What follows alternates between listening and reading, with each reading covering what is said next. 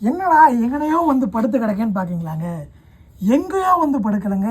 8ஆம் நூற்றாண்டை சேர்ந்த ஒரு கல் கட்டலில் படுத்து கிடக்குங்க. ஆமாம், இது எந்த ஏரியான்னு பார்த்தீங்கன்னா மறுகால் தலைங்க. இது வந்து தூத்துக்குடி திருநெல்வேலிக்கு நடுவால் இருக்குது. இங்கே இருக்கிற சுவாமி பூலுடையா சாஸ்தா அப்படின்ற ஒரு கோயில் ரொம்ப ஃபேமஸான ஒரு கோயிலுங்க.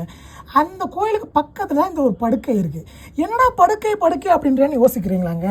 இது நார்மலான படுக்கை இல்லைங்க. இது எல்லாமே வந்து பார்த்திங்கன்னா 8ஆம் நூற்றாண்டை சேர்ந்த சமணர் படுக்கைங்க.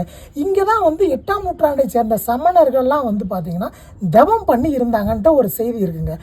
அது மட்டுமா அப்படின்னு கேட்டிங்கன்னா கண்டிப்பாக இல்லைங்க. இங்கே ஒரு கல்வெட்டு இருக்கும். அது என்னன்னு பார்த்தீங்கன்னா அந்த கல்வெட்டில் அழகிய அம்மா, அதாவது சுவாமி அழகிய அம்மா அப்படின்ற ஒரு வார்த்தையும் அழகாக பொறிச்சிருக்கிறாங்கங்க.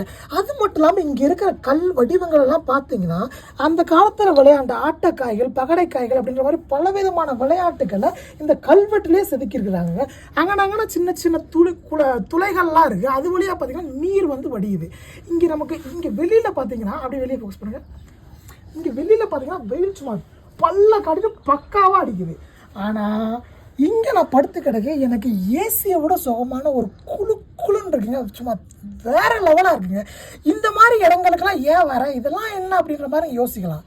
வந்து பாருங்கள், நம்ம முன்னோர்கள் எந்த மாதிரிலாம் வாழ்ந்தாங்க. இப்போ நான் படுத்துக்கிறது 8ஆம் நூற்றாண்டை சேர்ந்தது. இப்போ நம்ம கிட்டத்தட்ட நம்ம இருக்கிறது 21ஆம் நூற்றாண்டு. கிட்டத்தட்ட இது கடவுளான கேப் 13 நூற்றாண்டுகளுங்க.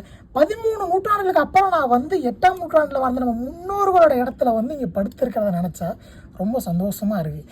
அவங்களோட டெக்னாலஜிஸ், அவங்க அந்த காலத்தில் டெக்னாலஜிஸ் இல்லை, ஏஐ இல்லை, எதுவுமே இல்லை.